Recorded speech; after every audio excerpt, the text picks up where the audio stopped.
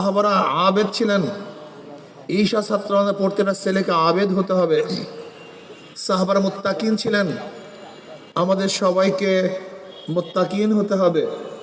সাহাবার মুজাহিদ ছিলেন, আমাদের সবাইকে মুজাহিদ হতে হবে। সাহারা মুবাল্লিগ ছিলেন, আমাদের সবাইকে দাওয়াতি কাজ করতে হবে। সাহাবারা নিজের উপর অন্য ভাইকে প্রাধান্য দিতেন, আপনাকে আমাকেও নিজের চেয়ে অন্য ভাইকে প্রাধান্য দিতে হবে। ওয়ুসিরুনা আলা আনফুসিহিম ওয়ালাউ কানা বিহিম খাসাসা। ইসলামী ছাত্র আন্দোলনের প্রত্যেকটা ছেলেকে মনে রাখতে হবে, আমি খাবো না, আমার ভাই তিনি খাবেন। আমার নাস্তার অর্ধেক, আমরা উভয় ক্ষুধার্থ, ভাগ করে অর্ধেক আমি খাবো, অর্ধেক আমার ছাত্র ভাইকে খাওয়াবো। আমি আগে বসবো না, আমার ভাইকে বসার ব্যবস্থা করব। আগে আমি শুবো না, আমার ভাইকে শোয়াবার পরে জায়গা থাকলে আমি শুইব, আর নয়তো সারা রাত্র বসে থাকবো, আমার ভাইকে প্রাধান্য দেব। আপনারা দেখেন নাই আনসারীদের অবস্থা কি ছিল? মুহাজিরদের জন্য তারা এমন কোনো ত্যাগ নাই যেই ত্যাগ করেন নাই। আল্লাহু আকবার।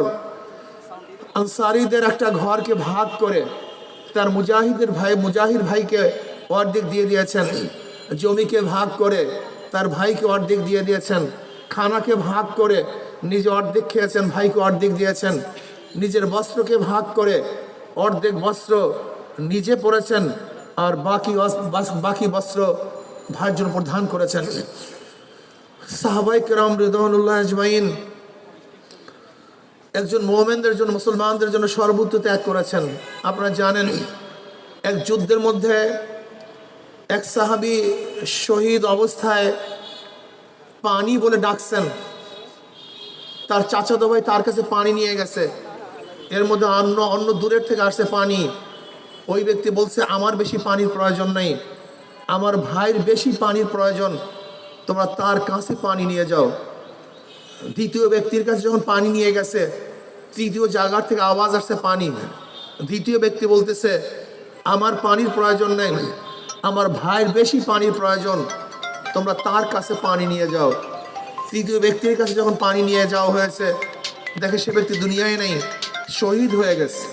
দৌড়ে আসছে দ্বিতীয় ব্যক্তির কাছে, দেখে সেও দুনিয়াতে নেই, সেও শহীদ হয়ে গেছে। আসছে প্রথম ব্যক্তির কাছে, দেখে সেও দুনিয়াতে নেই, সেও শহীদ হয়ে গেছে। ওয়ুসিরুনা আলা আনফুসিহিম ওয়ালাউ কানা বিহিম খাসাসা। মুমিন তো নিজের ধ্বংসের মুহূর্তেও তার মুমিন ভাইকে প্রাধান্য দেয়। ইসলামিক ছাত্র আন্দোলনের প্রত্যেকটা ছেলে এই আদর্শবান হতে হবে, নিজের চেয়েও তার সাংগঠনিক ভাইকে প্রাধান্য দিতে হবে। নিজের সুখে শান্তিতে না থেকে তার সহকর্মীকে সুখে শান্তিতে রাখার ব্যবস্থা করতে হবে। আমার পকেটে নাস্তার পয়সা আছে, কিন্তু আমার এক ছাত্র ভাই পকেটে নাস্তার পয়সা নেই, সেজন্য ভাবতেও না পারে আমার নাস্তার টাকা তাকে দিয়ে দিয়েছি।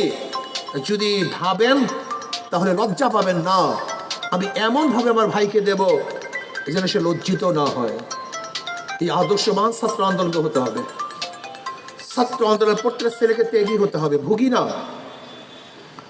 আজকে বর্তমানে পাশ্চাত্য রাজনীতিবিদরা আমাদের হাজারো কোমলমতি ছাত্রদেরকে ভুগি বানিয়ে ফেলেছে, ওদেরকে অস্ত্রবাজ বানিয়েছে, ওদেরকে খুনি হিসাবে চিহ্নিত করেছে সমাজের মধ্যে।